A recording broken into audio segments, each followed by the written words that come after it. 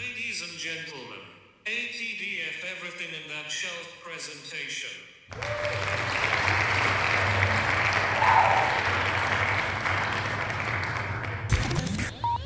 You're now rocking with TDF everything.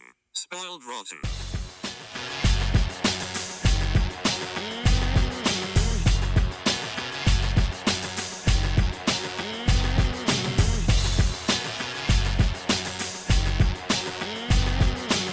Spoiler alert.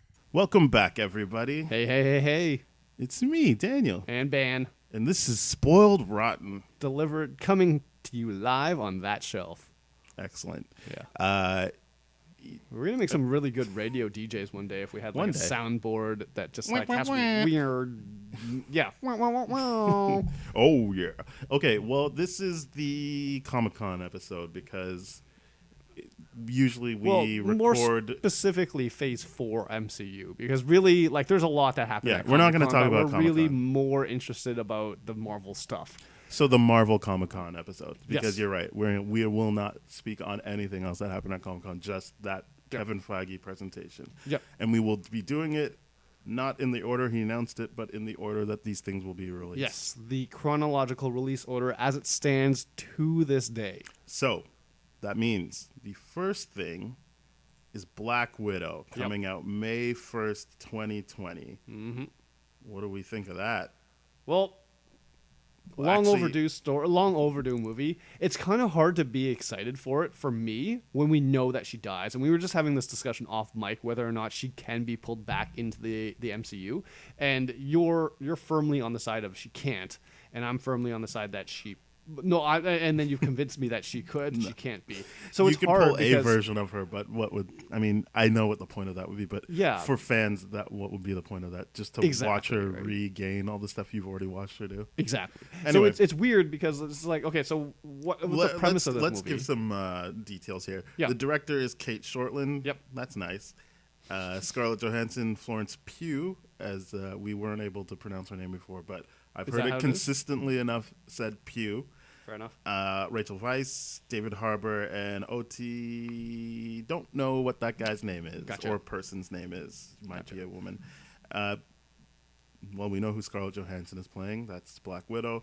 Florence Pugh is Yelena Belova, which I'm assuming from everything I've heard is Black Widow too. They're like they aren't siblings, but it's more of like a sibling thing, more sibling rivalry Yes. than loving siblings. Yeah. Rachel Weisz is probably playing Iron Maiden. And to be clear, when we say Black Widow 2, we do not mean that As she's well. going to We be mean Black Widow continuing Part 2. on the mantle of Black Widow. It's just that this in the Russian wherever she was trained, they trained multiple Black Widows, and I guess they just gave her code name Black Widow or whatever it was. Yeah. But that's what we mean by yeah. Black Widow 2. We don't mean that there's going to be another one replacing her, but there could be. We'll have to see what this movie I don't does. think she's a good guy. I don't think she would. Yeah, be the same she's got to be function. like that kind of like sisterly Or maybe competition she kinda would thing. be kinda like a Nebula Winter Gamora Soldier. kind of thing. Yeah, maybe. Yeah. it would definitely be more that. Yeah. Yeah, Rachel Weisz, Iron Maiden, not related to Iron Man at all, but or the it's band. just the name. Yep. Yes, that's true. David Harbour's read something. I Red don't- Guardian. That's what he's good though, right? Soviet. Basically ostensibly the the good guy? Soviet America, Soviet Captain America, Right. because he's got a shield and everything like that. But I don't know what the powers are. But I'm pretty sure they must be so close to super soldier level stuff. And it looked like there was a Taskmaster, but also they could just be Yeah. They tying that controlling into us Iron that. Maiden, and Yeah. it could just be the Rachel Weisz character. I mean, I genuinely want to see Taskmaster on screen because Yeah. I think Taskmaster would be a great villain for Black Widow, being that Taskmaster is one of those villains that really, he's kind of like Saw. Or Jigsaw, Okay. in the sense where he likes to set up like these elaborate things for people to do and all that kind of stuff. well, the right? most important thing about him is he can copy your fighting style, exactly, which That's I it. think is, yeah, the traps are interesting, but it's cool because because Black Widow has such a great fighting style in Yes. the MCU. It would be nice to see someone who could match it. And it looks like they've already shown a scene during the panel where Yelena and what's Black Widow's name? Natasha. Natasha are fighting, and they're Yeah. basically doing that already. So it looks like they're setting up that kind of taskmaster element anyway of her going up against people who can do what she does. Right. So she kind of loses an advantage there, which Yep. is an interesting place to put your hero. Now, we should also state, too, that before we go into the rest of the lineup that we have, that Black Widow is the only movie or only thing in Phase 4 that takes place before the events of Endgame. Everything else is well after Endgame. So they've said that... Not Loki and WandaVision. Yes. Well, WandaVision, it takes place after Endgame, but they time travel back to like 1940s Well, that's or what 50s I'm. or something like well, that. that's what I'm saying. Which Like, is super weird, but... I just wanted to clarify Yeah. that it's not like, whereas Black Widow actually just takes place in a definite time period. Correct. There's a lot of jumping around in the Yes. other movies. That doesn't necessarily mean that they just take place after the fact. But everything's situationally like affected after the events of Endgame. Yeah. It's like, oh well, it's more accurate to say now that time travel is part of the MCU that Black Widow is the only movie that doesn't get affected by the Endgame Yes. results. That's true. So it's kind of like it needs to be slotted back into Phase 1, 2, and 3 or the Infinity Saga, but we'll see how it works into everything. But that's what we know about Black Widow so far. What were your thoughts about David Harbour as Red Guardian? I don't know who the character is, so it doesn't really matter to me. Yeah. I've never really been interested in his character, so I've only ever really cared about what Rachel Weisz was doing and Florence Pugh. And do we have a lot of information about Rachel Weisz? Is she the headmistress of the Academy? She's the Iron Maiden character. Right. So, or what they assume, based on her name, which I don't have here. Right. But based on her name, she's probably Iron Maiden, or you know how MCU likes to try and mix things up, and I like it usually. I do. She'll be a version of that, maybe just in name only, kind of like how Zemo was. But Correct. But speaking of Zemo, do we want to jump right away, or do we have anything else to say about? I mean, what are your thoughts on Black Widow? What do you think is going to happen in that movie? It's Sorry, Melina. That's Melina. that is Rachel Weisz's character. Gotcha. The OT guy definitely is a man. He's playing Mason. That's cool. And yeah, Ray Winstone's still in it. Mm-hmm. They didn't really talk about him, but he's still in it. That's good. What do I think of Black Widow? She's a good character.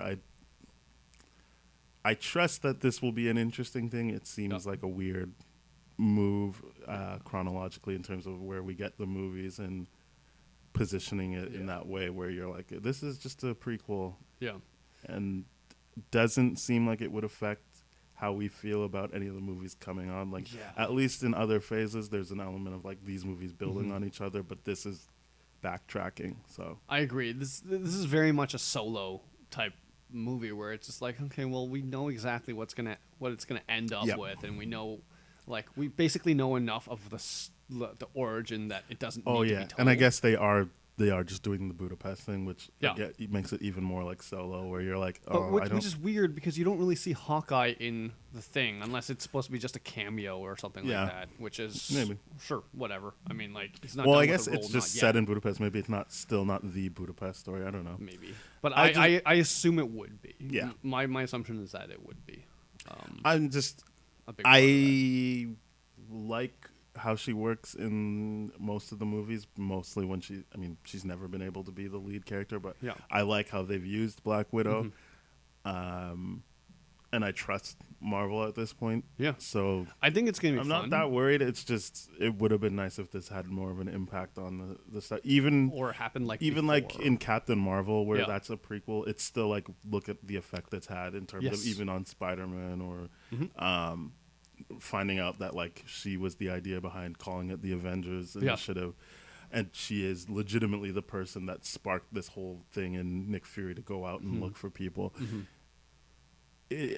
That's why I trust that like maybe this will have some kind of effect where you're like, oh, okay, I guess that's why this happened. I mean, I genuinely hope you're right, because to me it doesn't seem like it would have that ability to do that. But again, with Captain Marvel, we were very, very surprised of how it tied in so well to the rest of the MCU, right? I wasn't that surprised because they still want to make more movies with her, so you have to make it tie in better. In this situation, though, it's hard to tell. In this situation, this is the last time we're going to see Scarlett Johansson as Black Widow, is what they're saying. And I kind of understand that. Like if she's got other stuff to do, and I mean, she's also done with the role. I mean, they killed her, and they probably want to stick to that. The character ended off in a good spot, and Yeah, it just honestly, I think this is a fan service movie in the sense where they're like, okay, everyone's complaining about Black Widow movie, and they're right. We should have made one. We better put one together real fast before she's officially done with the role and wants to move on officially, right? So, I mean, that's what Black Widow is to me. Doesn't mean that we're not going to see it. Doesn't mean that we're not going to review it, and doesn't mean we're not going to watch it with open minds. But I'm sure the trailer will make me more excited. I'm so sure that's the case too. But yeah, that's Black Widow. Okay, great. Next we have for fall 2020. Yeah, that's the Falcon and the Winter Soldier. So sorry, just give me a second here. Oh, that sucks. Okay, here we go. So the showrunner is Malcolm Spellman. Sebastian Stan gets first bill. That's interesting. That's Anthony very Mackie, interesting.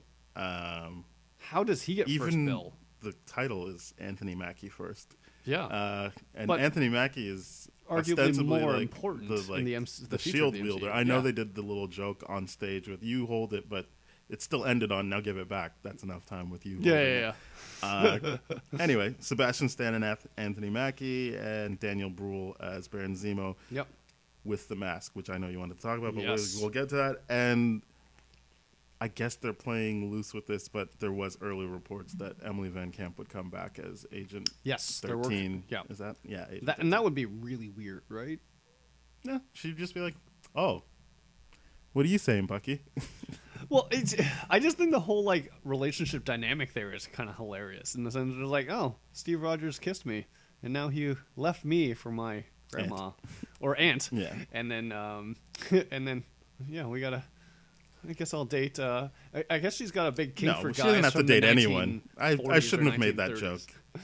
I shouldn't have made that joke. She doesn't have to date anyone. That's just a funny thing to say. It'd be interesting to Not see. really. I think because this is more of a ground level show.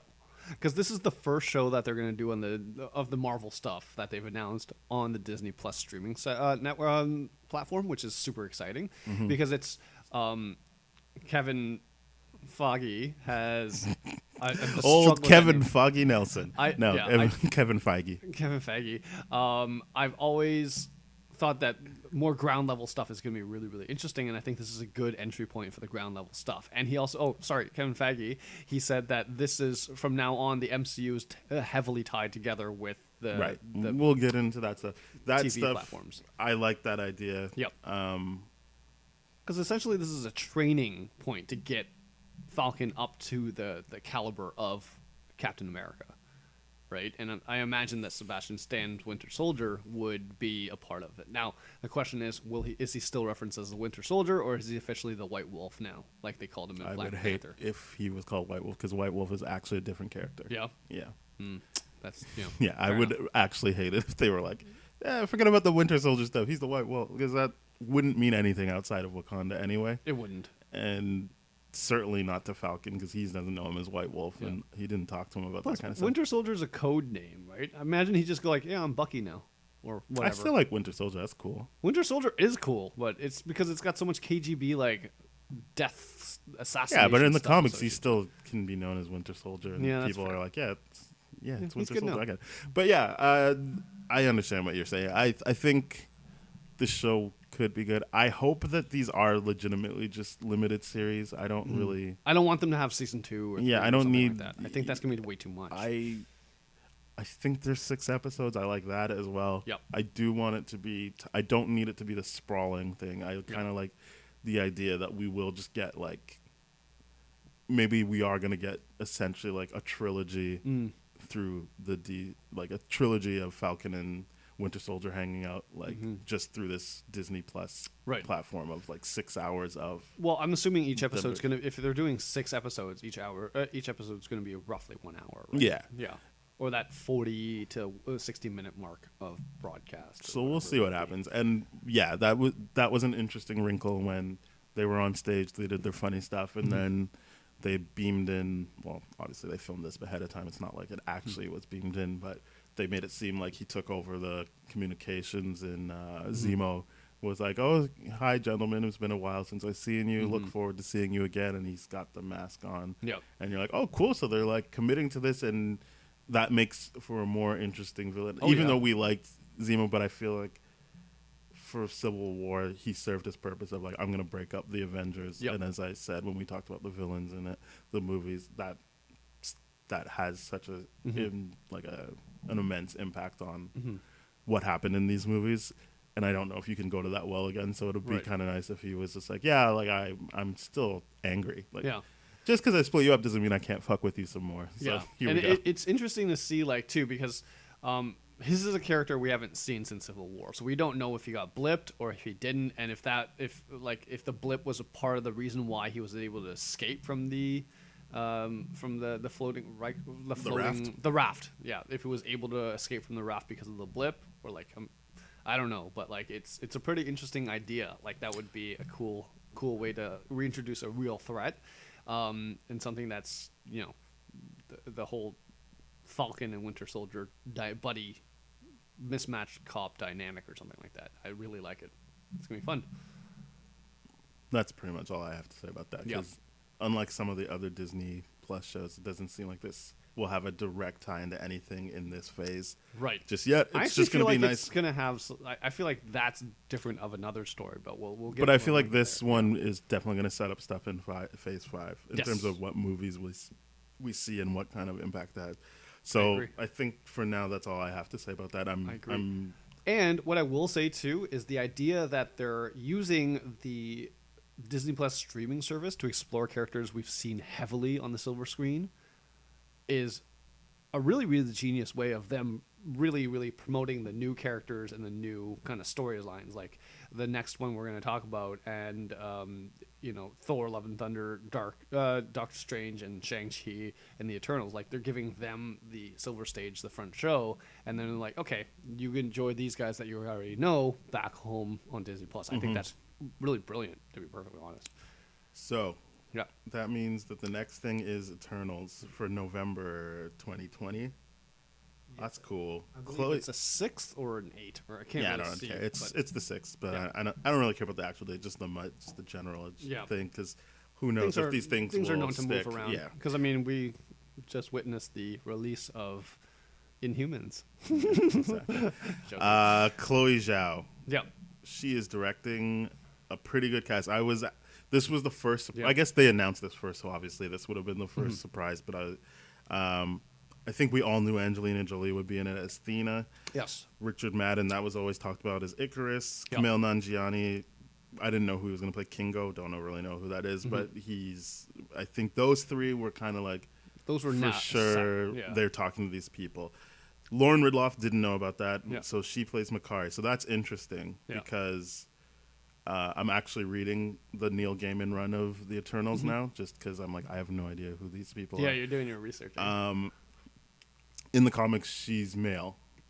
Okay. And in this, I feel like they're playing her as deaf because she is also deaf. Oh, cool. I don't know if that's inappropriate to say, or hearing impaired. I'm not Hearing quite sure. impaired. Yeah, we don't know what the PC. I'm sorry about that. lingo I'm not is, trying to so- be rude. Yeah. I am open to So knowing tweet what at that us. is. Yeah, let please us let know me know. if we made a little error. the We right do not word. mean to do that. We do mean to mispronounce everyone's name, though. Yeah, that's on what I purpose, mean. and Yeah. it's funny. But so yeah, in the comics, so after I announce everyone, I'll let you know kind of Yeah. like the setup they have in the Neil Gaiman run. I can't speak to anything else. But yeah, just reading her name right here, I'm like, oh, okay, that's interesting. Yep. Brian Tyree Henry as Phaistos, Selma Hayek as the leader, but they didn't put her name there, so Right. that sucks. Leah McHugh is Sprite. Again, Selma Hayek and Leah McHugh, those are both gender swaps as well, because Right. in the comics they're both male. And then Don Lee as Gilgamesh. Yeah. So right now where I'm at, it's very early on. Only Thena, Icarus, and Makari and Sprite have been introduced in the comics. And the way it works is the Celestials put them on Earth. There was only about 100 of them. Okay. And basically they've all got some form of memory loss, Makari being the big one where he just doesn't know. And all of their names have been anglicized. So, like, Makari becomes Mark Curry. Right. Icarus becomes Ike something. Sprite is just Sprite, like, kind of like how they used Jessica Jones' friend on the Jessica Jones Netflix show, like that she was like a TV star. Yeah. Same thing here with Sprite, kind of a TV star. Okay. So it's not clear yet from where I'm at if Sprite knows that in this it's going to be a she, but in the comics it's a he. Right. If he knows he's an Eternal right now, but the only people who seem like they know that they're Eternals and they're trying to get the band back together are Athena and Icarus. Interesting. And they're lovers. So they pretend to be human, but they've got these powers, and they all have like one power. Really, I'm sure strength factors in, but it's like Icarus can fly, obviously, from the flying too close to the sun. Right. Makari is interesting because that to me should have been Mercury, because the Greek god who was just fast. Yeah. And so that's in the comics. You're kind of like Icarus is constantly like coming into the hospital because Makari is like a doctor, or he's going to become a doctor. Right. And kind of like, hey man, like, you're one of us. And he's like, what the fuck are you talking about? Leave me alone. And like Icarus even comes in after coming out of a bomb explosion, and he's the only one that survives. He's like, can you seriously not believe that we are special? Right. He's like, you're fast, I can fly, like, come on. And so there's a lot. I'm interested to see if that's how they frame this movie, of like the two people who know. And where was the setting in the comic book? It's like they interact with Tony Stark, like modern day. Yeah. Oh, okay. So in the Neil Gaiman run, it's during like the Superhero Registration Act. So like all the heroes that like registered have to do public service announcements. So like you see Reed Richards being like, hey, like, read books, kids. That's the way you're going to be as smart as I am. Right. And Sprite has to do a PSA. So very interesting. I guess. Well, so the potential for this to be set. It's going to be set past. I don't the way in the past, but also have the ability to have like future implications as well. Because I don't think this would be set in the past. I think this will just be, the idea is that like while the Avengers are laying low, like we saw in Spider-Man, this would be the time that someone like Icarus and Athena would be like, they come back you know what, we need to step up. Yeah, because the thing about the Eternals that was really, really confusing to me, it was obviously with the discussion with the Celestials being like the people that created the universe and all that kind of stuff, or the beings that created the universe.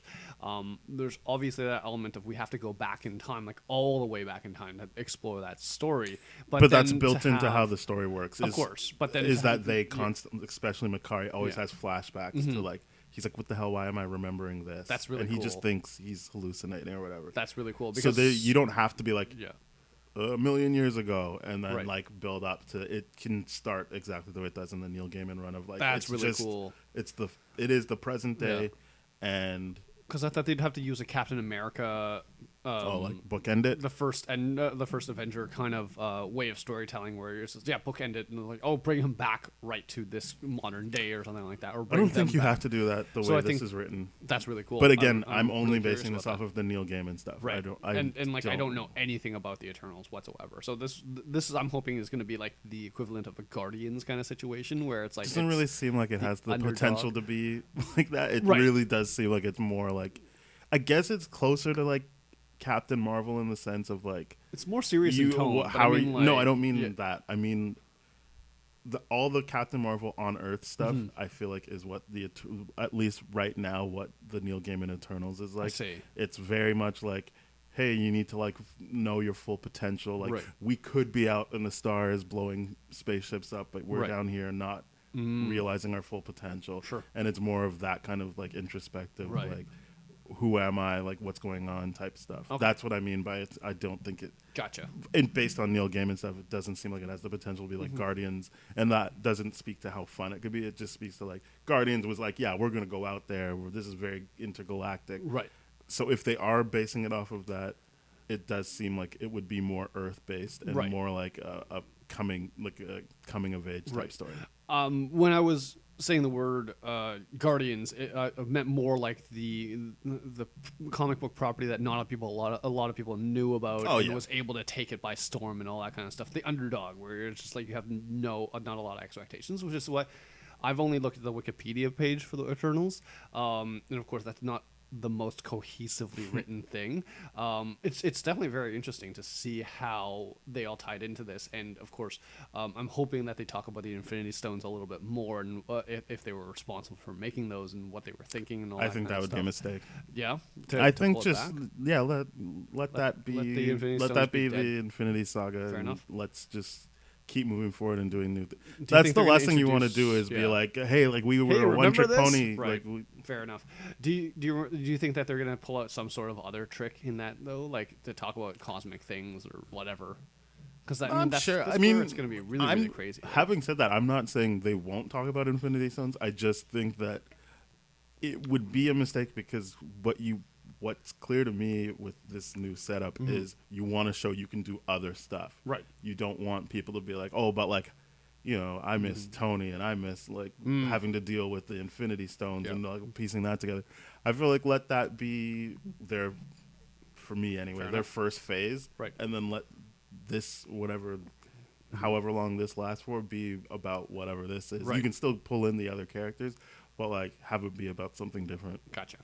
Yeah, no, I agree with that. Calling back to the Stones would be pretty interesting, but of course it would be too reliant on everything. Anyways, the next one, February 2021.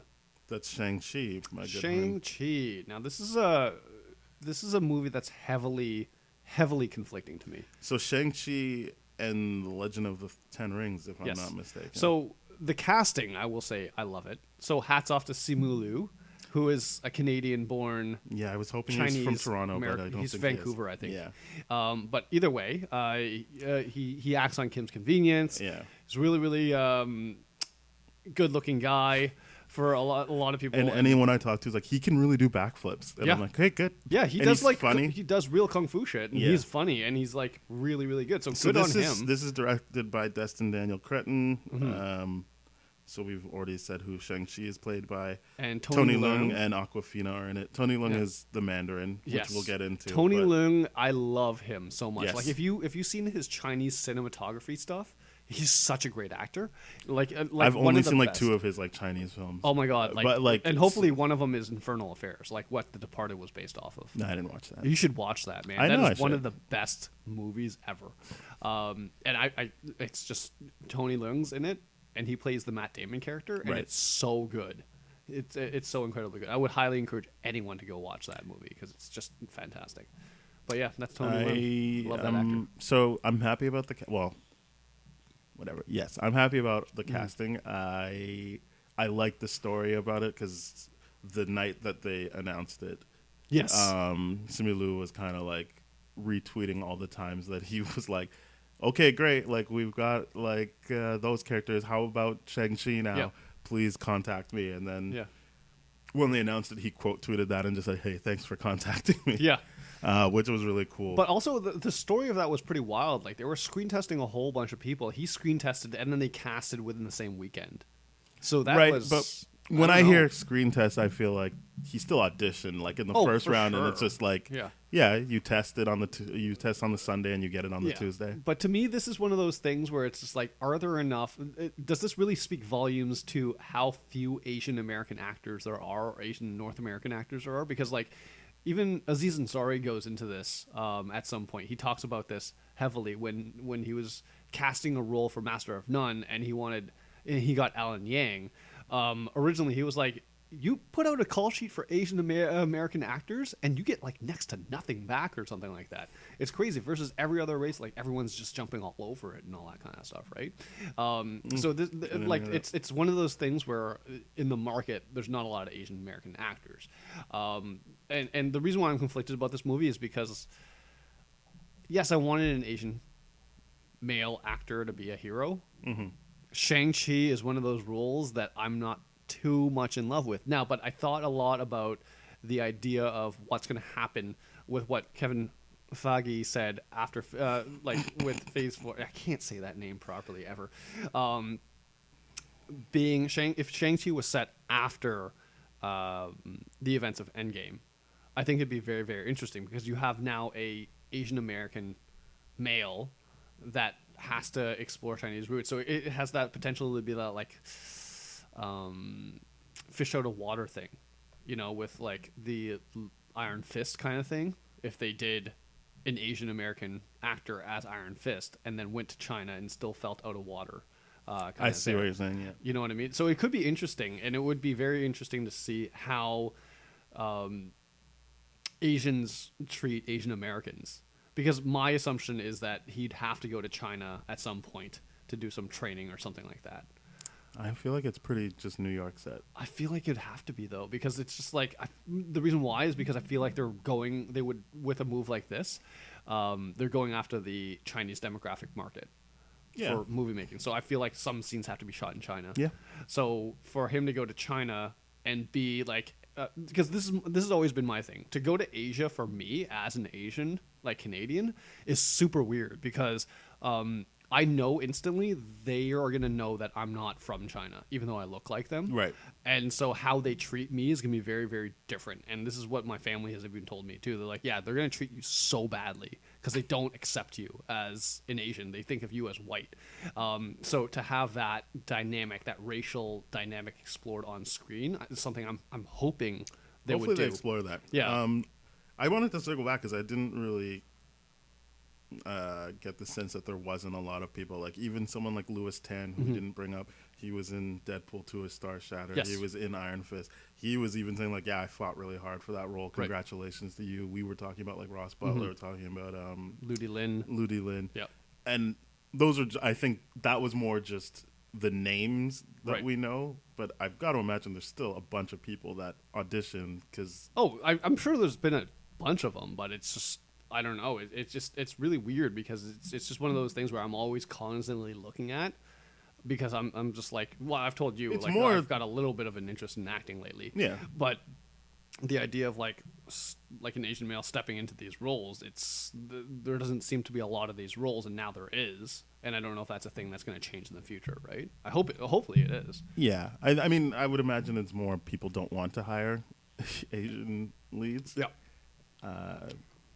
So hopefully that changes because I have a hard time settling on there aren't a lot. It's just that it's hard because they're quote unquote sellout roles, right? It's just kind of like, oh, you got to do an accent, you got to do this, you got to be the stereotype, you got to be this. So like the more shows like Kim's Convenience, fresh off the boat, the better because I don't remember there was some kind of the big thing was like, I don't know how the research was done. I don't know the science behind it, but they were talking about how a show like Will and Grace did actually help when they were polling people. Like you could see the number spike in people who were okay with gay marriage after the fact. And like, doesn't mean they're not bigoted though, or like gonna say something mean in person, but in terms of even pushing the dial towards people being like, well, this is something that I need to at least be seen as accepting. Yeah, of course. Which then means people can start spending money on Asian leads because they're like, well, I guess if people are willing to pay for it,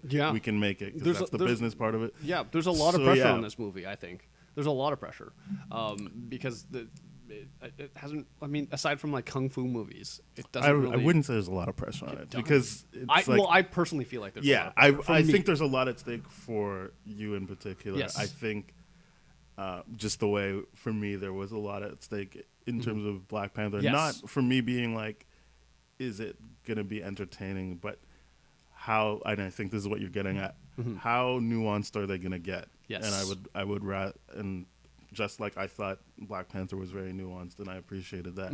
I hope that you have the same experience of being like, oh, they took this seriously. And that's why I'm trying to mention the director on each case. I'm not talking about the writers because I don't know how much. Right. Well, at least if it's a different writer, then it's kind of hard to talk about. But at least with Black Panther, the only credited person when they even talk about it now is Ryan Coogler, and he got to direct. I know he wasn't the only writer, but like it's kind of like they're at least trying to show you like he had influence on the story.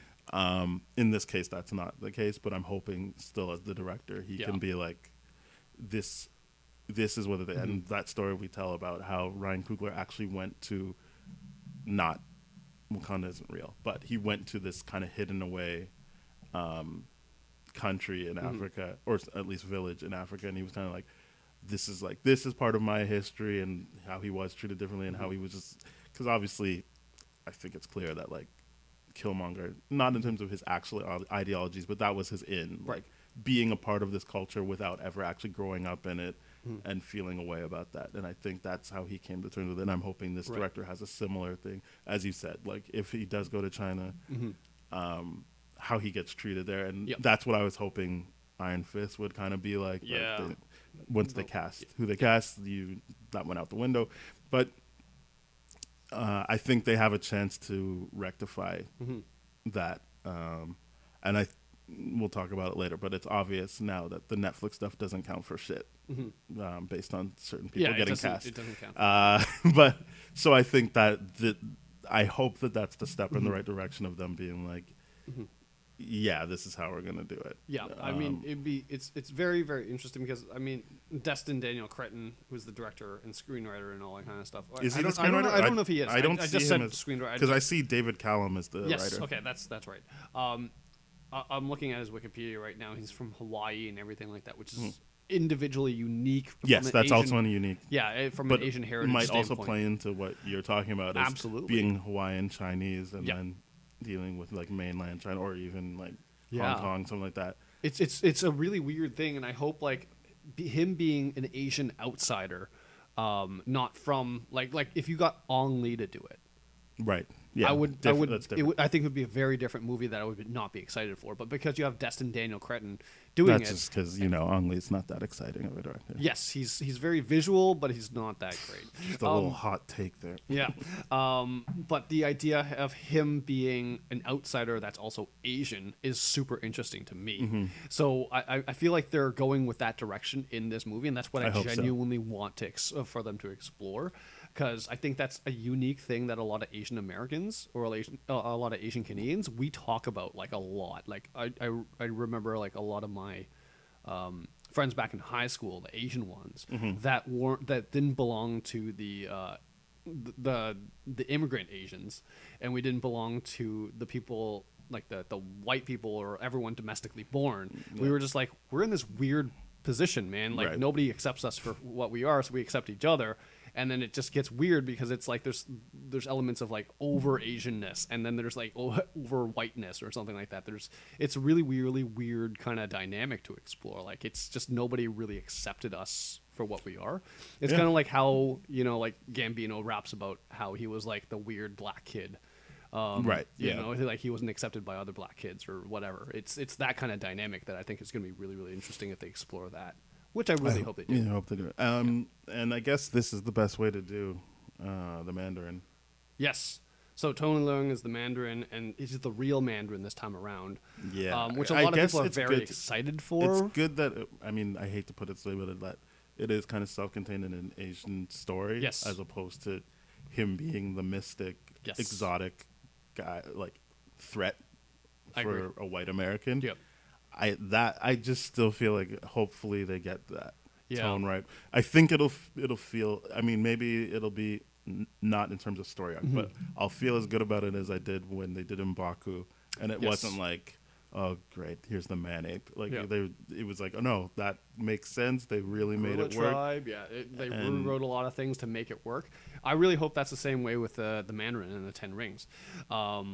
A lot of people are upset that the real Mandarin didn't get to fight the Iron Man because, of course, that's Iron Man's greatest foe. But I mean, whatever, right? I mean, think it's different, and I get that people feel cheated, and I think that also speaks to how much I don't actually care about Iron Man as a comic, and as a comic book entity. I really care about him when I watched the TV show and he showed up on Spider-Man or like in the movies, which is different. And I always think that what they did for the Mandarin in that made way more sense. Yes. That it was somebody that was like pushed to like suicidal thoughts. I was like, I fuck this agree. guy. I am going to get him back now. Yeah, I 100% agree. And then the idea of him using an actor and everything, it was just absolutely genius. And it was one of those things in movies that genuinely shocked a lot of us. Yeah, like we didn't see that. Well, sorry, I didn't see that coming. I didn't read anything about it. Granted, I wasn't as invested back then, but I feel like for most tentpole movies like that, I kind of knew or I had a hint at like what might be Yes. a spoiler. Yeah. I didn't see that coming. Yeah, I didn't see that coming, and I thought it was great. Now people are like, "Oh, like the Iron Man's never going to be able to fight the Good. Mandarin." I'm like, "Who cares?" But he did already. He did. He fought his And Mandarin. it was way more interesting. I mean, like just The fight wasn't, but the concept was. Yeah. I think the concept was. Yeah. But But that's all I gotta Shang-Chi? say about Shang-Chi. So let's just say I'm optimistically reserved about that movie. But All right. congratulations to Simu, because I think he's a great guy and he's gonna do a lot of good things. I'm very happy for that. Yeah. Go Canada. Yeah. WandaVision. Spring 2, 2021 is we get WandaVision, one of the worst named things ever. I don't like it. I don't like it at all. Apparently, it's the adventures of Scarlet Witch and Vision, Yeah. set in like the 1940s, 1950s, or something So like that. people keep saying that. I don't think at any time. That had been said at one point, but I don't think it's been said recently. I don't know if they're I still don't hanging think on that to was the actual concept. quote. I think they said it has a 1940s, 1950s feel. Oh, interesting. Meaning maybe it was the approach of like that type of humor or like that type of sitcom feel. I know that we also expect a 1950s timeline. I get that in the comics when they do Vision, he's got the sweater and he Yes. looks like he's a 1950s like Leave It to Beaver thing, and Yeah. that's kind of the idea of like him trying to replicate what human, he yeah. thinks a human thing is. But I get the sense that it's just going to be set in these times, and what we were talking about, all the different universe jumping and timeline Yeah. jumping might lead to like an episode where they're in the 50s, but I don't think that's like the overarching thing. So, what do we know about WandaVision? Because I don't know that much. So the showrunner is Jack Schaefer. We all know him. There's no need to talk about that anymore. Starring Elizabeth Olsen, Paul Bettany, and my favorite part, Tiana Paris, who I cast as Storm when we were doing. Oh, yeah. Thing. I know her from Mad Men. She was also in Dear White People, and she's got the best scene in If Beale Street Could Talk. Right. She's playing grown-up Monica Rambeau, and when I watched that's Captain fun. Marvel, I was like, she legitimately looks. She does look like that Monica kid. Rambeau, yeah. No, that kid looks like a younger version of Tiana Paris. Like great. Love I it. like that casting a lot, Yeah. and I like that they're. This obviously is the show that is really just bringing in every element from the movie, because the one thing we know is for sure the events of this show will set up Doctor Strange. Yes. We won't get into the title and everything because we're talking about WandaVision right now. But I do like the idea that now that it's set in present day, we can have the older Monica Rambeau, who I think is Photon in the comics. Right. So you think Photon's going to make an appearance? No, it's not an appearance. She's starring in it. No, I mean, like, is she going to be Photon or is she going to be? I Monica see what you're Rambeau? saying. Yeah. My Whether assumption is or yes. not you get the suit, because My assumption is yes. Okay. I think I've even heard that they're going to give her the like comic accurate suit in this. I don't think Kevin Feige is afraid of the suits. No. Whoever was doing Netflix was afraid of the suits, and Yes. that's their own thing that I think is weird. Yeah, that is weird. I agree with you on that. But yeah, I think, my question is how they're going to bring back Vision on this. well, I don't mean, get it. that's the crux of it. I don't have any opinions. Also, because Right. realistically, Wanda and Vision are my least favorite. Like, Yeah, I do not I mean, care. they're about not. Yeah, they're. and anytime I watched Infinity War, I was just like, just stab him in the chest already, so Yeah. we can get to the Captain America. I think the only thing interesting about Vision was the contribution he made to the debate in the. He is Civil great War. in Age of Ultron and Yeah, Age of Civil Ul- War. yeah. Age of Ultron and Both Civil of them, War, yes. he's great in, and then I'm just kind of like, I don't actually care though. Like, Yeah. he served his purpose. He's overpowered. It's not really that. So great, this but show, I whatever. feel like, will make me like him, but going into it, I'm not gonna care. I'm just like, oh yeah, he'll be back this is because they probably said the he'll be show back. That I have the least interest in. I don't have the least interest in the show. I'm saying I have the least interest in speculating about like, oh, how are they going to bring him back? Because I'm just like, I don't care. just gonna He'll happen. be back, and Right. they'll explain it. Yeah. I'll either like it or I won't. But at least there's going to be some interesting time jumping stuff. I assume because what I would imagine is they're going to do some kind of take on House of M. I hope so, because they teased House of M a little bit with the comic panel photography shot that they had in that one scene with them in Scotland or Belfast or wherever. Right. They were in Scotland. Scotland, yeah. So they had that one scene that was like directly inspired by one of the panels from House of M, so they teased it a little bit. So if people don't know, House of M is when Scarlet Witch loses her kids and her kids that she made for her Envision, because they obviously can't actually reproduce. Right. And then she gets really angry and says no more mutants, and I think Wolverine's the only like one who survives that thing or something. It's an interesting storyline that you can look up and get the comics. No more mutants because they won't do that. They haven't introduced them yet. As I said, it's going to be a play on it in terms of her creating a reality that possibly Doctor Strange has to then fix. Right. That's more what I meant. Not that she's going to introduce mutants or she's going to. I kind of want to. Because I would kind of love if like they didn't actually bring back Vision, but she created a world where Vision existed again, and that was thrown off she reality. could just create a new Vision. Could she? I'm sure. Like, if you can snap mutants out of existence, then I'm sure you could put something like one thing into existence. Maybe. I mean, creating and destroying is a very different thing altogether. I would imagine they're equally as hard to do. I would imagine one is easier than the other. I'd imagine destroying is a lot easier than creating. Entire line of something. I don't know. We're talking about a world that doesn't really exist. Yeah, right? I what I'm saying is, if we are to believe she has these powers to do something like eliminate every single mutant in the universe, right. I don't think it would be that hard for her to create one being. Right. That's true. Fair enough. I mean, it stands to reason. I just don't know what it's going to be. But you're right. I mean, there's no like medical journal that's going to make this right or wrong. I'm saying if we are on board with her powers and the idea that she might be one of the most powerful people in this cinematic universe, yes, I wouldn't balk at the idea that she was able to just create a vision.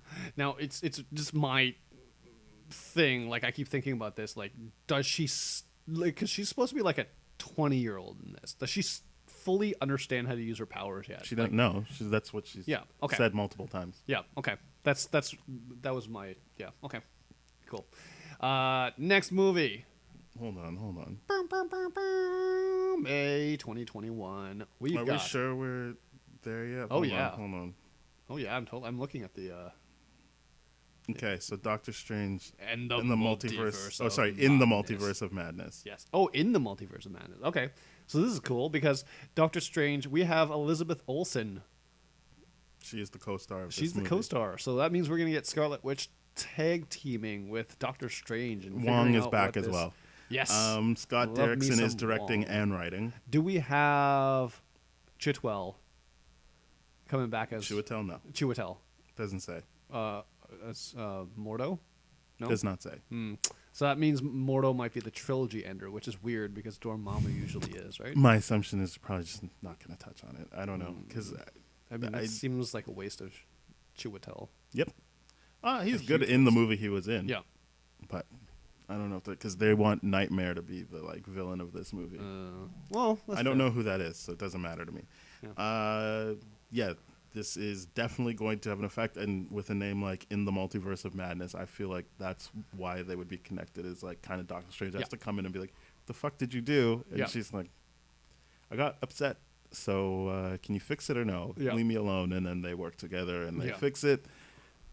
Cool. That's a good idea for a movie. Yep. Also a very good way to make sure people watch your show on Disney Plus. Correct. My hope is that people in Canada have access to it before they get to like the movies. We're going to get access to it one way or another. It's just if they don't give it access to us by legal streaming, it's going to be downloaded like crazy. Right. No, I understand that. What I'm saying is my hope would be that their business sense tells them before you start introducing the movies that are heavily influenced by your TV shows, you give people a chance to actually watch it legally. Yeah. Especially international, too. Yeah, right? And especially since it's streaming, you want that. You want to know that you've got those subscribers and that information that you sell later, whatever it is you do with these streaming services. Right. So that's what I mean, is I think that's what hurts DC Universe. And I don't want to go on like a true tangent here, but like the fact that it's not actually here in Canada or anywhere really is like... Like the DC you're not going to. You don't have the numbers. You don't have the like data that you can mine because you've put it in one thing, and then you're like, some of it's on Netflix, other maybe Space Channel. I don't know. Figure it out. So I think that's what's hurting DC Universe, and I hope that. I think there's many things hurting DC Universe, but I'm talking about the streaming, not fair enough. It's actually called DC Universe, so I'm just using the name of the streaming app. Yeah. But Disney Plus, I understand there's going to be a staggered thing. I don't think that's smart, but whatever. It's going to be staggered, but hopefully before we get to WandaVision, people have access to it. Well, I mean, hopefully we'll get access to the Falcon and Winter Soldier too.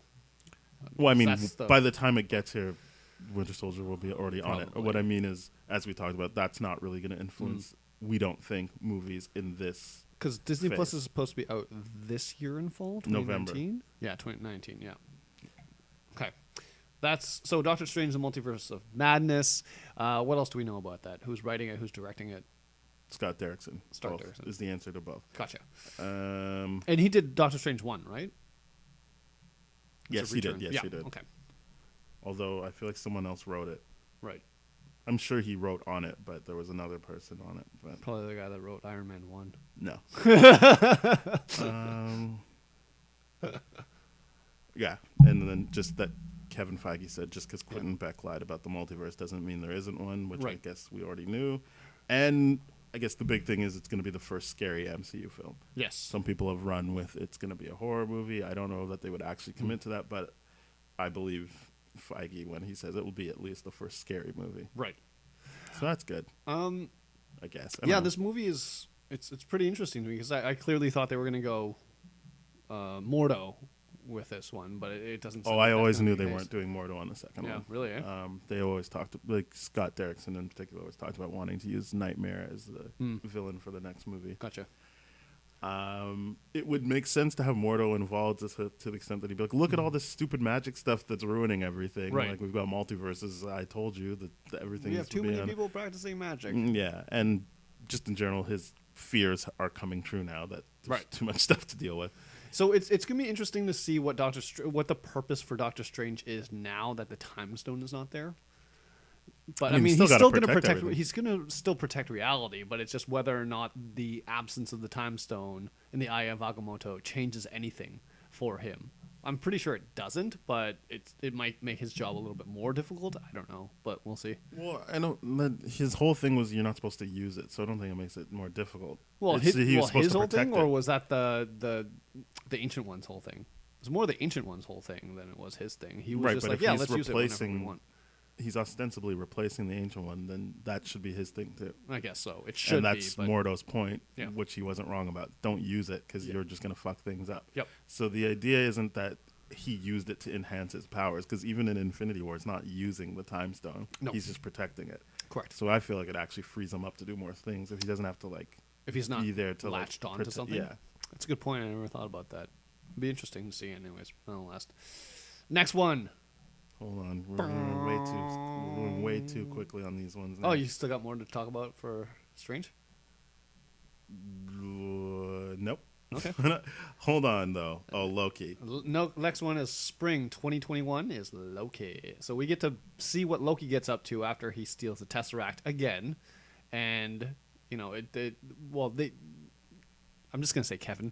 Kevin confirmed this a while ago that, yes, Loki he's alive or was it the Russo brothers? Or that he's alive in an alternate timeline or something like that, which is super exciting. Comic-Con confirmed the show would star the Avengers 2012 version of Loki directly after the timey-wimey events of Endgame. Awesome. That means we likely have some pre-redemption arc, wildly selfishly escapes coming our way. Escapades. I'm blind. Yeah. So the idea is that it's the Loki that just got smashed to shit by the Hulk, so he's not in any way nice. He's probably just like, fuck this. Oh, he's just still evil? Yeah. Awesome. Not that interested in this, but I'm interested. I enjoy seeing Tom Hiddleston as Loki. It's a lot of fun. Yeah, I'm like, not sold on let's just watch the bad guy. Yeah, and for good reason. You have a very good reason for that. It's not that interesting to me. Because it's single tracked. It's just like there's not going to be any character evolution. Yeah, like what's the dramatic tension in any moment? And there's none. You're right. Like you've effectively convinced me that writing a movie from a bad guy's perspective is not a good move. And like to your point too, like I always considered the Darth Revan trilogy, which is of course a Star Wars expanded universe kind of trilogy, where it's talking about Darth. No, sorry, not Darth Revan, Darth Bane, where it's talking about Darth Bane from his perspective, but the only book that's from his perspective is the book 1, and that's where he's building up to defeat the Sith to return the rule of 2, and then the book 2 and book 3 are from the perspective of other people. It can't be about him because he's the ultimate evil guy then. So I'm just like, other you're people absolutely reacting right. to him. Yeah, exactly. Yeah. So like, you're absolutely right. The most successful franchise I considered from a villain's perspective was only explored his point of view from the origin alone, and then after that they had to leave everything. Michael Waldron is the showrunner. I know they got someone who used to be on Rick and Morty to do this, so I don't know if that's Michael Waldron. Right. Let me check. Let me make sure. I like Rick and Morty a lot, so yeah, I'm not that much of a Rick and Morty fan. At least that's good. To be fair, I haven't really seen it. It's just that the fan base for the most part Rick and annoys Morty. me. Yeah. Well, you can't really base it off of the fan base. Well, you just watch the show. Sometimes I can. I can do whatever I want. I mean, it's completely irrational. Yeah, it's not. You might be hurting yourself more than anyone else. I'm more judging, it's because that Szechuan sauce for Mulan or whatever, that just annoyed the shit out of me. Must mean it's a bad show then. It doesn't mean it's a bad show. It doesn't mean anything at all. It just means that really annoyed me, and I have negative associations to the show because of that. But I don't actually watch the show myself, so I can't actually judge the show. Because it's a great show. Yeah. That's what I've heard. Next one. Oh, boy. What If? Summer 2021. Now, this is one of the most interesting properties to me. Marvel's first animated movie. Well, not a movie. It's not a movie. No. It's another streaming service playing? Oh, I didn't realize that. Yeah. Okay. So What If basically explores all the what if moments. So the big thing is it is Jeffrey Wright as the Watcher, and he'll be narrating it. Right. I do have what they showed at Comic-Con, the list of people who are in it, so I will go through that. Oh, that's a huge voice acting list. Michael B. Jordan, Sebastian Stan, I wonder who they're playing, Josh Brolin, Mark Ruffalo, Tom Hiddleston, Samuel Jackson, Chris Hemsworth, Haley Atwell, very excited about that, Chadwick Boseman, Karen Gillan, Jeremy Renner, Paul Rudd, Michael Douglas, Chris Sullivan, a.k.a. Taserface, Michael Rooker, Jeff Goldblum, Jaimin Hansu, Toby Jones, Taika Waititi, Stanley Tucci, David Dastmalchian, Natalie Portman. Holy shit, they got Sean Gunn, they've got Dominic Cooper, and Martin McDonough. So I guess they're not going with the John Slattery Howard Stark. They're going with the Dominic Cooper Howard Stark. Interesting. I assume that's not the exhaustive list, but a good list to start with. And it is Haley.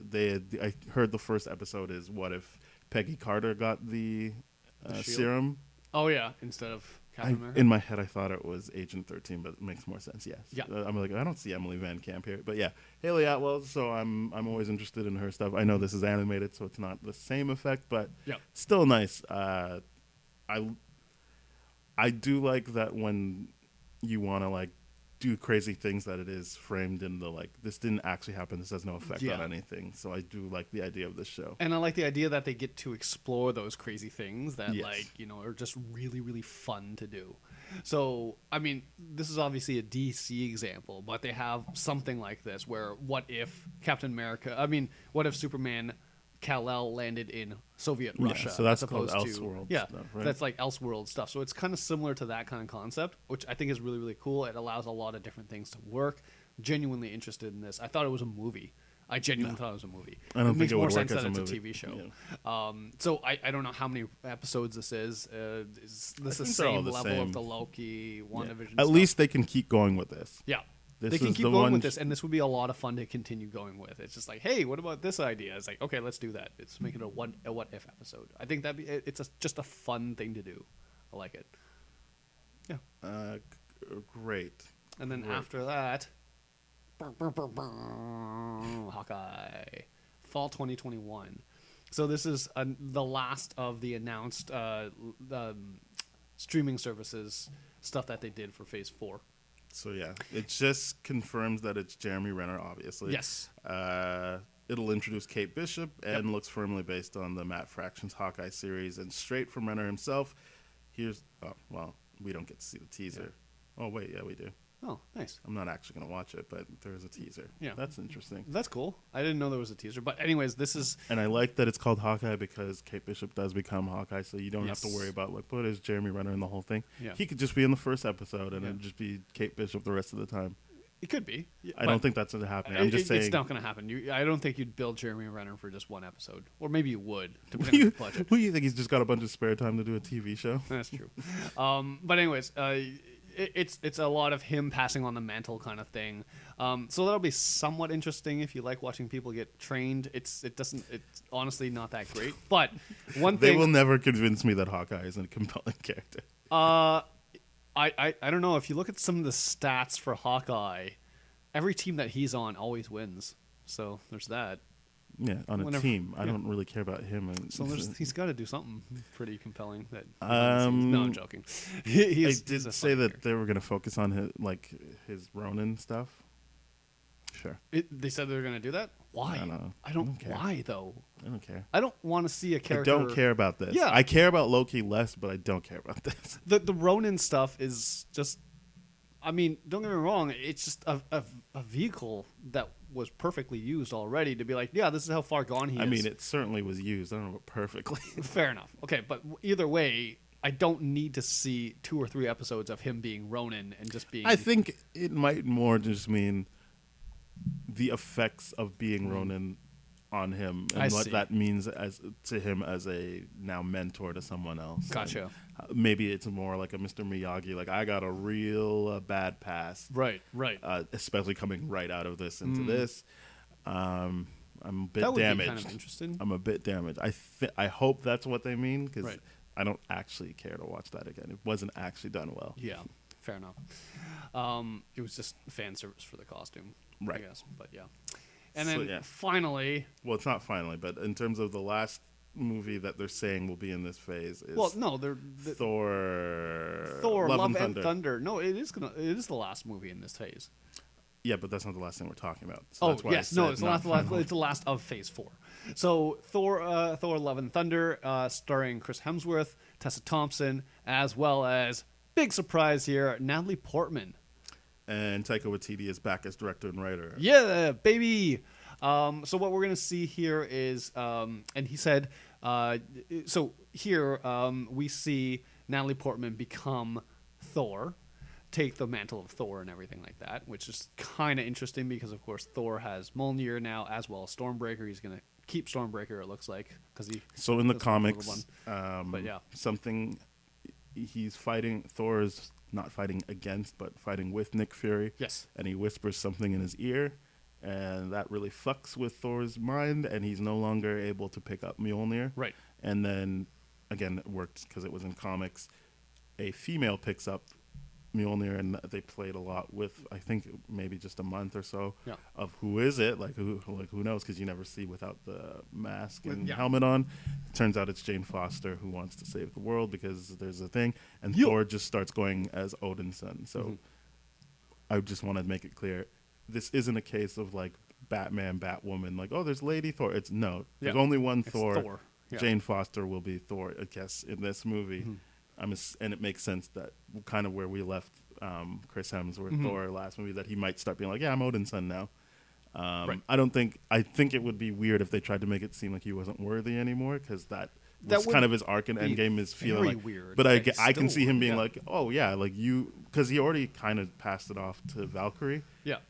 It's kind of why this is a little weird, only because I already thought I saw them have a good transition to Valkyrie can now be Thor or whatever, she's the king, but they're saying Valkyrie is king, and she called herself a king, and Natalie Portman's Thor. That's fine, but I'm hoping that's what it is, and not that he goes back to being unworthy. I think it's just I'm kind of done doing the Thor thing, so I'm Odin's son. Sure, you're Thor.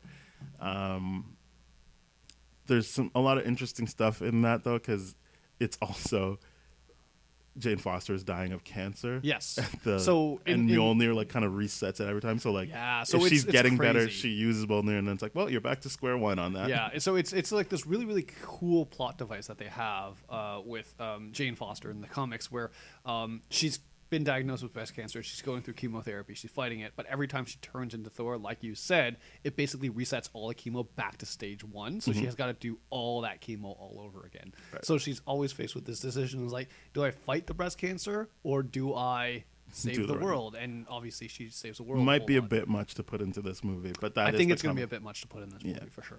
I think maybe she'll just be Thor. I think they're going to rather... Because if you want 3 leads, that's a bit much. It's hard to do 3 leads and that story, because then it just becomes all about Thor. Jane Foster's Thor. Right, yeah. And Taika Waititi's gone on record. He said, no, she's not going to be referred to as female Thor. It's going to be the mighty Thor. Well, that's why I wanted to make that point. It's like... It's not female Thor. It's the idea of like whoever. Taika Waititi is also like, no, she is Thor. Yeah. This isn't like a version of Thor. Yep. She will be Thor. She is Thor. So whether or not we see that in one movie or multiple movies, we don't know. Or maybe this is just bro Thor being like, yo, I don't want to take on responsibility. I'm having fun running around with the Guardians. And shit. Well, I mean, yeah, I don't know if it's the fun. My take on his arc in Endgame was that the idea, like, stop trying to be who you think you're supposed to be, just be yourself. And his self isn't Thor, obviously. Yes. He's like, this is who I am, and doesn't mean he's not a hero. It just means he doesn't need to try and live up to something. The mantle of Thor. Yeah. And that's why, aside from the fact that in Endgame, he was like, okay, you take the little one, referring to Mjolnir, and then he's like, I'll take Stormbreaker. Give me that back. You take the little one, kind of deal. So it's not that he doesn't want Mjolnir anymore or anything like that. I think he just wants to find his own way, and I think this movie would do a lot of being able to explore that. Right. So, but seeing Natalie Portman back as Jane Foster that was just genuinely surprising. But that is... And Tessa Thompson saying that she wants to find the queen for her king. That's interesting as well. Mm-hmm. More confirmation of her sexuality. I mean, they did hint at it in Ragnarok. Yes. It's going to make too much noise. Yeah. Like, in Ragnarok, it was kind of like, you got the sense that person who died meant a lot to her. Like, more than just like, oh no, my friend. I got the sense that it was like, fuck you, that's my wife, or something. That's my female partner. Yeah, so I'm glad they're leaning into that more. Or, I mean, who knows? I don't know if it's written yet, but at least Tessa Thompson is pushing that, so hopefully that comes to fruition. I hope they do. Yeah. It'll be very, very significant. I like it. So that is all of Phase 4. Now, Phase 4 is a lot shorter than what Phase 3 was announced at. Phase 3 was basically, the announcement was spanning 4 years, and I think Marvel learned their lesson from announcing too many things at once, because it really pigeonholed themselves into a corner with an announcement like the Inhumans, which, of course, famously didn't really pigeonhole them. They just didn't do it.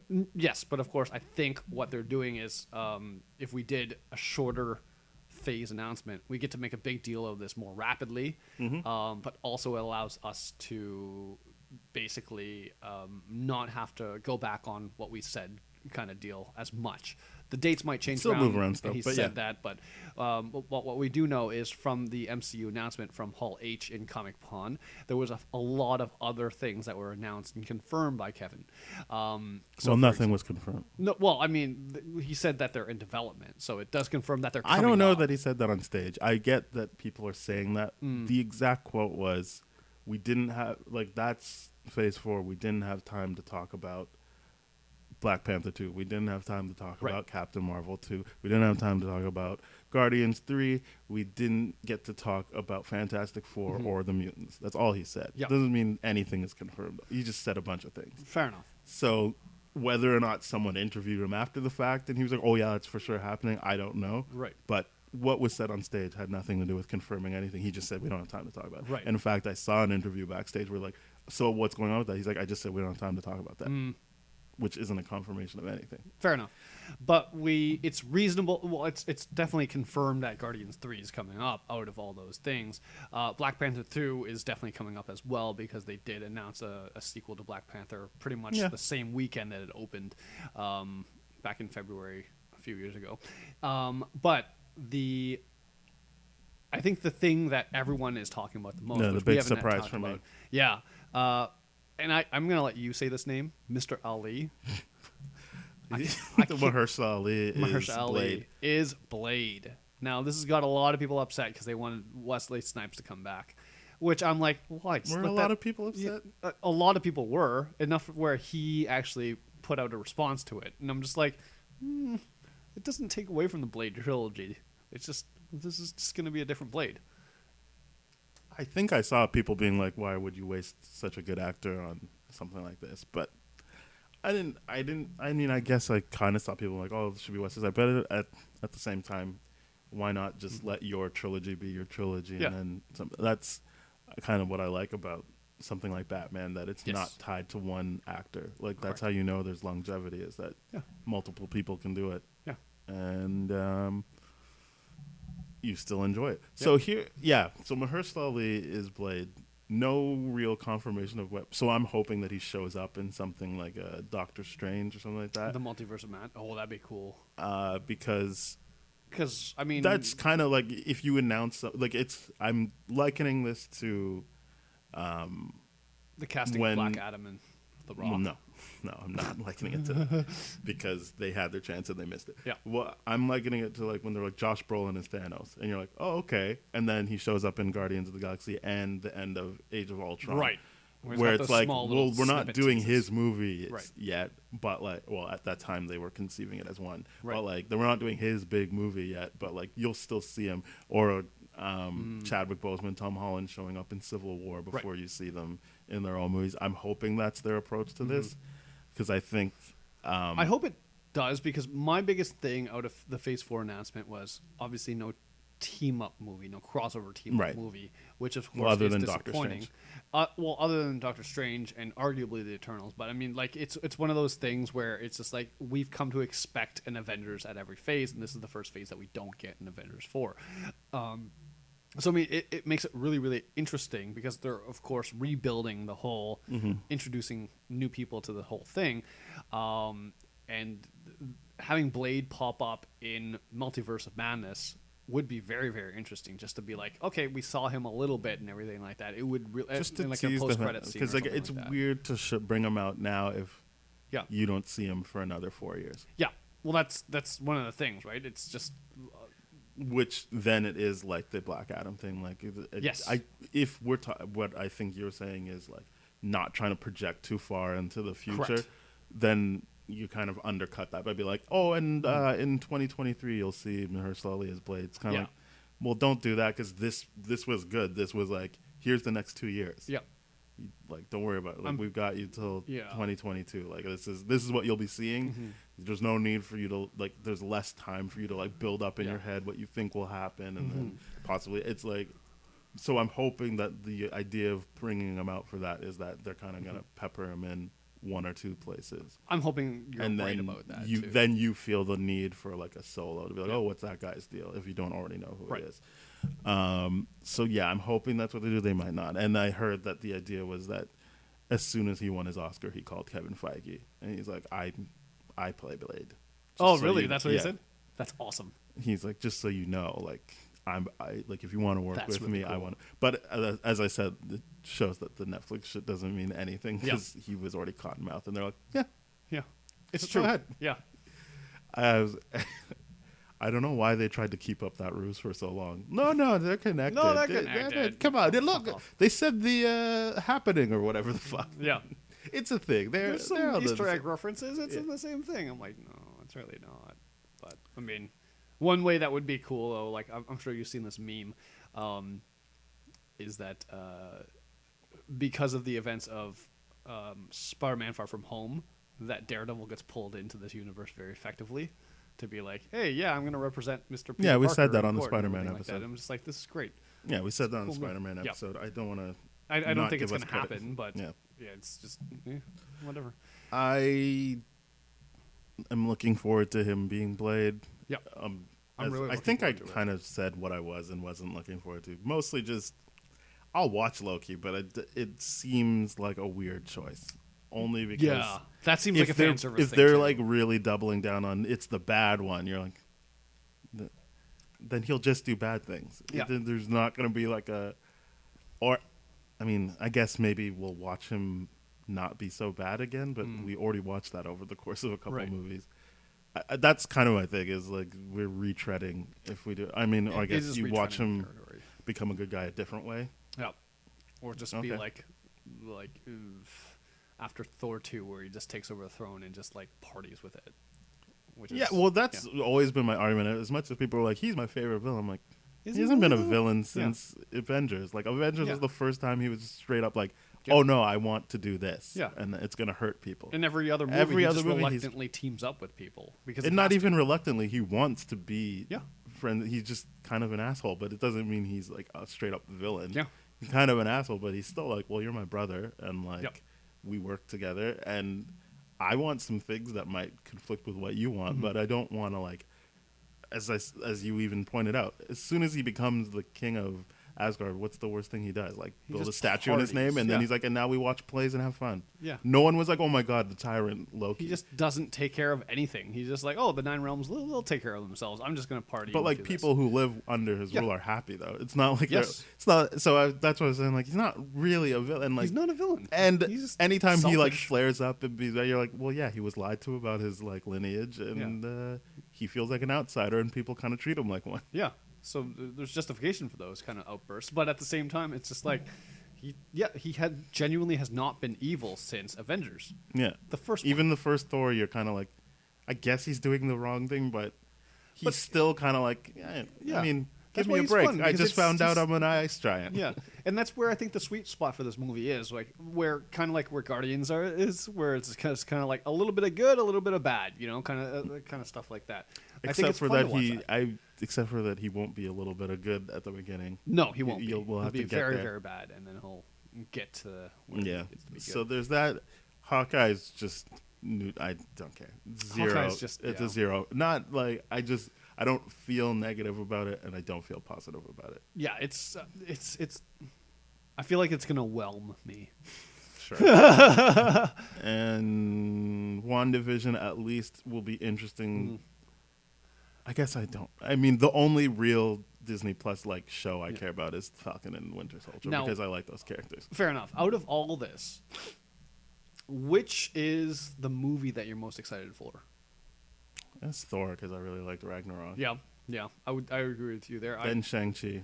Um, Actually, maybe Shang-Chi more than Thor. I'm a little bit more excited for Thor, but because I went on a long rant Yes. about why I'm reserved about Shang-Chi, but Shang-Chi could really, really catch me off guard. I would just really, really love if he was like, if people were like, oh, it's Shang-Chi, is like, and he just went like, no, call me Jason, for like no reason whatsoever. It'd just be a nice tongue-in-cheek joke for me. That's probably not gonna happen though.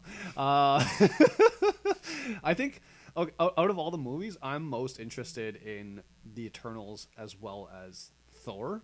I forgot about Eternals, but Yeah, just because as I said, I'm want- reading the comics. Yeah. I'm kind of like, But out of all these things are certainly happening. out of all the shows, I'm most excited for What If. Because I think there's just Yeah. going to be a lot of fun that's not going to have consequence to it. I think that's going to be Yeah, a that lot of doesn't fun really to talk excite me. about. Yeah, because I think a lot of the times where you and I get caught up in the discussions of these things, it's like, oh, great, what was that scene again? Like we go back and forth, and What If is just like, nope, I could just literally turn off my brain and watch this and just laugh at the silliness of this, or like how cool this was, Right. and then build off that kind of world, right? It'd be cool. We'll see. I guess you're right. What If and Falcon and Winter Soldier are the ones I actually think will be good. WandaVision, I'm interested to see how they like really link it to Yes. because it says in the article I was reading from, even, and I think I've even said it, yes, Agents of S.H.I.E.L.D. references directly things from the movies, even the fact that S.H.I.E.L.D. blows up in Winter Soldier, and that Yes. definitely will have an effect, but that show never affects the movies. And so it'll be interesting to see a thing How here where the the show- show and a show actually affects the movies. Yeah, because for Falcon and Winter Soldier, we're not going to see those consequences until Phase 5. Well, we don't Right. know. We don't. I mean, Hawkeye, we're going to see the consequences. We're going to see the results of that very, very soon. Now, whether or not Hawkeye dies or he gets to live off happily ever after with his family on the farm is a different story. But we will see the new Hawkeye enter Phase 5. let's wrap this up though. All right. thank you very much for listening, everybody. This has been Spoiled Rotten with me, Daniel, and my good friend Ben. And Yeesh. this is on That Shelf. And the good thing about That Shelf is if you go to thatshelf.com, you can go to see their podcast network where there's podcasts like Bad Gay Movies, Black Hole Films, which I was just on talking about Reservoir Dogs. Maybe if you're listening to this the day it comes out, it's coming out the day after. But if you're listening to it in the future, go look up my episode of Reservoir Dogs. And then other things like Highly Logical and my favorite theme song, No Budget Nightmares. It's a good podcast, but also I love the theme song.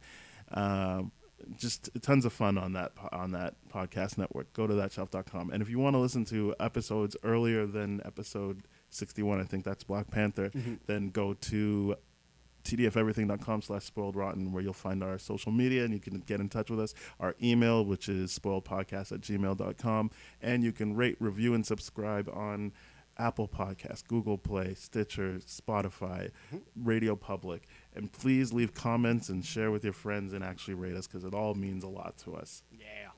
And let us know what you think of what we're doing. In any way possible. And of course, if there's a term out Right. there for the hearing impaired, I'm going to say that that is much preferred use. Let us know, because we're not perfect. I don't want to be insensitive. Yeah, we're trying to do our best there, and sometimes a little bit of education goes a long way.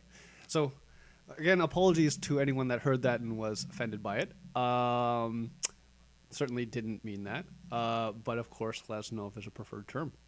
There we go. But until then, we will see you next time. Goodbye. Cheers.